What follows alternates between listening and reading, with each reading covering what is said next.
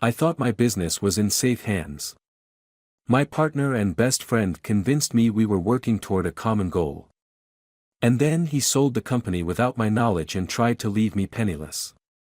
But he didn't know that I always keep an ace up my sleeve. I still remember the day Thomas and I shook hands on our partnership. It was a crisp autumn morning in downtown Chicago, the kind where possibilities seem endless. We stood on the rooftop of an old industrial building we'd just leased for our startup, XYZ Innovations. The skyline stretched before us like a promise. "This is it, Alex," Thomas said, his blue eyes gleaming with excitement. "We're going to change the world." I believed him. How could I not? Thomas Harrington had been my best friend since college. While I was the creative mind with the technical know-how, he was the smooth-talking business graduate who could charm investors out of their money with just a smile. We complemented each other perfectly. I invested my life savings, $250,000 I'd scraped together from my previous tech job and a small inheritance from my grandfather. Thomas contributed his MBA and connections. It seemed fair at the time. I would develop our product line of smart home security systems, and Thomas would handle the business side, contracts, marketing, investor relations. The first 2 years were magical. We worked 16-hour days, ordered too much pizza, and slept on office couches. Our small team grew from just the two of us to 15 passionate employees who believed in our vision. When we landed our first major contract with Home Shield, a national security provider, we celebrated with champagne that cost more than we could afford. To us, Thomas toasted, the next tech giants of America. I should have noticed the subtle shift in his language. Not to our company or to our shared dream. Just to us. But I was too busy riding the high of success to pay attention to semantics. By year 3, XYZ Innovations had become XYZ Group, with 3 subsidiaries and over 50 employees. Our headquarters moved from that old industrial building to a gleaming office in Chicago's West Loop. Our revenue hit 8 figures.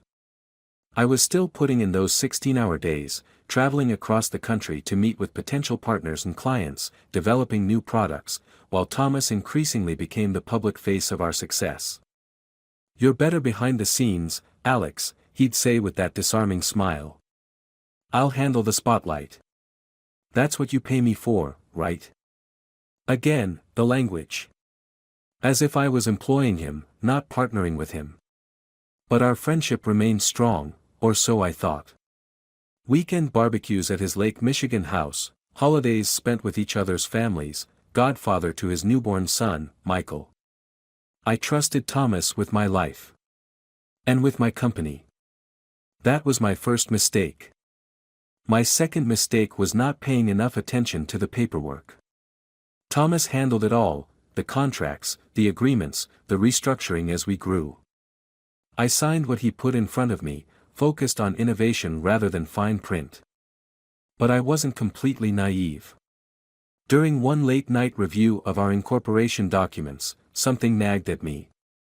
A vague sense of unease I couldn't shake. So I added a small clause, a tiny piece of insurance, buried in legal language that Thomas, in his arrogance, might overlook. I specified that I retained intellectual property rights to our brand name and core technology patents, regardless of any changes in company ownership structure. When I showed Thomas the updated documents the next morning, he barely glanced at them. "Look standard," he said, initialing each page without reading. "I trust you, buddy." His trust was selective, it turned out. 5 years into our partnership, I began to notice subtle changes. Thomas started excluding me from certain meetings with investors. Financial reports became less detailed, more summarized. When I asked questions, his answers grew increasingly vague. "It's all accounting jargon, Alex.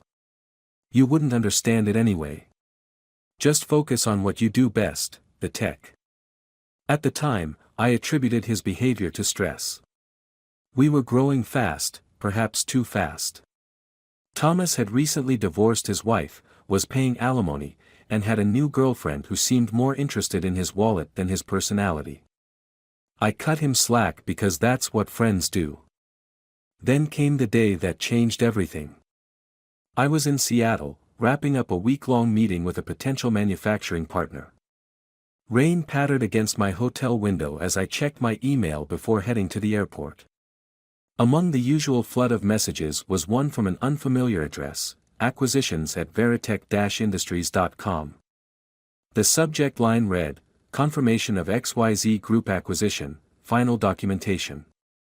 I opened it, assuming it was some kind of mistake or spam. But the professionally formatted letter was addressed to me personally. Dear Mr. Alexander Reeves, we are pleased to confirm the completion of the acquisition of XYZ Group by Veritech Industries. As per the agreement signed by your authorized representative, Thomas Harrington, all assets and operations will transfer to Veritech effective immediately. A courtesy copy of the final agreement is attached for your records. We look forward to a smooth transition and welcome you to the Veritech family. I read it again. And again. My hands began to shake. Veritech Industries was one of our competitors, a larger corporation that had tried to recruit me years ago, before I started XYZ with Thomas. I'd turned them down, believing in my own vision. And now, apparently, Thomas had sold my company to them without so much as mentioning it to me. I immediately tried calling Thomas. No answer. I texted him, "Call me now. Emergency." Nothing. I downloaded the attached agreement and skimmed through it, my heart pounding harder with each page. The sales figure jumped out at me, $8.5 million. A decent sum for a company our size, but far below what we could have commanded with our growth trajectory and patent portfolio. More disturbing was the payment structure. The entire amount was to be paid to majority shareholder Thomas Harrington. Majority shareholder? We were 50-50 partners. At least, that's what I had always believed. I cancelled my flight back to Chicago and instead booked one to New York, where I knew a lawyer who specialized in corporate theft. I forwarded her the email before boarding the plane. By the time I landed at JFK, she had reviewed the document and called me with grim news. "Alex, according to this agreement, Thomas restructured the company ownership 18 months ago. He holds 51% of shares. You hold 49%. That's impossible," I said, stepping into the terminal. "I never agreed to that." "There's a document with your signature on it," she replied. "We'll need to examine it for forgery, but on the surface, this looks legal." He had the authority to sell. A cold numbness spread through me as I realized what must have happened. Among the stack of papers Thomas regularly had me sign, supplier agreements, employee contracts, tax forms, he must have slipped in this ownership restructuring. And I had signed it, trusting my best friend without reading every word. I checked into a hotel in Manhattan and spent the night staring at the ceiling, replaying every interaction with Thomas over the past year and a half. Had there been signs? Moments where he hinted at his betrayal? I couldn't eat, couldn't sleep. All I felt was a hollowness punctuated by surges of rage. The next morning, I finally received a text from Thomas. "Got your messages. Sorry for the radio silence. Big news, call me when you can." The casual tone, as if he hadn't just stolen my life's work, made my blood boil. But I needed to stay calm. Strategic. I called him from my hotel room, pressing record on my phone's voice memo app. "Hey, Tom," I said, working to keep my voice steady. "Got some interesting email yesterday." A pause. "Oh." His tone was carefully neutral. "Yeah. From Veritech. Congratulating me on the sale of our company." Another pause, longer this time. Then a sigh. "I was going to tell you in person, Alex. This all happened fast." Fast? I couldn't keep the edge from my voice. "So fast you couldn't pick up the phone before signing away my company?" "Our company, he corrected, and technically, I'm the majority shareholder, so. Since when? I interrupted. We were 50-50. We restructured last year, he said smoothly. Remember the refinancing package? You signed the agreements. I closed my eyes, fighting for control. And the money? The email says it all goes to you. Not all of it. His voice took on a placating tone. I'm going to take care of you, Alex. I was thinking 2 million. That's fair, considering I built all the business relationships. You built? My voice rose despite my efforts. I created the technology. I designed every product. I flew across the country making deals while you stayed in Chicago taking 3-hour lunches. Calm down, Thomas said, his own voice hardening. This is business, not personal. And legally, I'm on solid ground here. Take the 2 million and be grateful. Most people would kill to have that kind of payday. I wanted to scream at him, to tell him exactly what I thought of his betrayal. But instead, I took a deep breath and asked the question that would set my plan in motion. Did you review all the legal documents before the sale? The original incorporation papers? The patent assignments? His laugh was dismissive. Of course. My lawyers went through everything with a fine-tooth comb. This deal is ironclad, Alex. Accept it. I see. I let the words hang for a moment. Well, congratulations then. I hope it was worth our friendship. I hung up before he could respond and immediately called my lawyer. He admitted to the restructuring, I told her. And he claims the deal is legally sound. But I don't think he remembers my little insurance policy. She promised to pull our original incorporation documents and call me back. 2 hours later, my phone rang. You're a sneaky one, Alex, she said, and I could hear the smile in her voice. That clause about retaining IP rights to the brand and core patents? It's there, and it's legally binding. Thomas can sell the company structure, but not the rights to use the name XYZ or implement your patented technologies. For the first time in 24 hours, I felt a glimmer of hope. So what does this mean for the sale? It means Veritech just paid $8.5 million for a company that can't use its own name or core technology. They've essentially bought an empty shell. I leaned back in my hotel chair, a plan forming. What's our next move? First, we send formal notice to Veritech about your IP rights. Then we file for an immediate injunction to prevent them from using the XYZ name or your patented technologies. And Thomas? If Veritech has good lawyers, and they do, they'll go after him for misrepresentation and fraud. He'll likely have to return the money, plus damages. They might even press criminal charges. I thought about Thomas, about the friendship I thought we'd had, about his son Michael who called me Uncle Alex. Part of me wanted to call it off, to find some compromise. But then I remembered his words, this is business, not personal. He'd made his choice. Do it, I told my lawyer. All of it. What followed was 3 months of legal warfare. Veritech, as predicted, was furious when they discovered they'd purchased a company that couldn't legally use its own name or technology. They immediately sued Thomas for fraud and demanded the return of the full purchase price plus damages. Meanwhile, I quietly incorporated a new company, Reeves Security Solutions.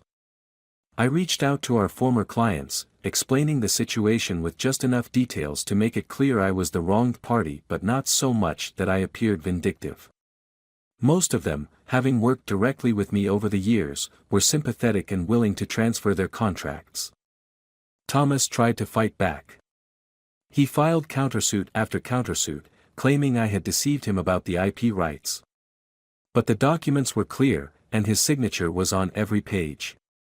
He had been so confident in his scheme, so certain of his cleverness, that he hadn't bothered to read what he was signing, the same mistake he had counted on me making. The final blow came when the FBI opened an investigation into Thomas for wire fraud and securities violations. Apparently, the restructuring documents he had me sign contained forged initials on several key amendments. In his arrogance, he hadn't been as careful as he should have been. 6 months after that fateful email, I sat in my new office overlooking Lake Michigan. Reeves Security Solutions had already recovered 70% of XYZ's former client base and was growing rapidly.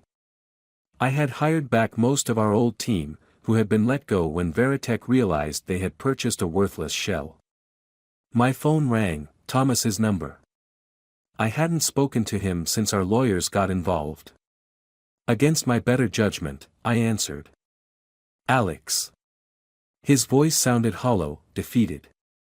Can we talk? I'm listening. I kept my tone neutral. I've lost everything. Veritech's lawsuit wiped me out. The FBI has frozen all my accounts. I can't even pay my rent. I said nothing, waiting. I know I screwed up, he continued, his voice breaking. I got greedy. But we were friends for 15 years. Doesn't that count for something? I thought about all we had built together, all we had shared. The late nights, the triumphs, the struggles. I thought about holding his son at the christening, promising to always be there for him. What do you want, Thomas? A job, he said quietly. Any position. I'll start at the bottom. I just need something to pay the bills and show the judge I'm making restitution. I closed my eyes, weighing mercy against justice. Come to the office tomorrow. 9 a.m. We'll talk. I hung up before he could thank me. I wasn't sure yet what I would do, offer him a real chance at redemption or let him see up close everything he had lost through his betrayal. Perhaps a bit of both. As I looked out at the Chicago skyline, I wondered if revenge really was as sweet as they said. I had won. I had my company back, bigger and better than before. I had justice. But I had lost a friend. And despite everything, that still hurt. Tomorrow, Thomas would walk into my office, no longer my partner but a supplicant. The tables had turned completely. What I would do with that power remained to be seen. But one thing was certain, he would never again underestimate the quiet guy who preferred to stay behind the scenes. Sometimes, the most dangerous person in the room is the one you least suspect.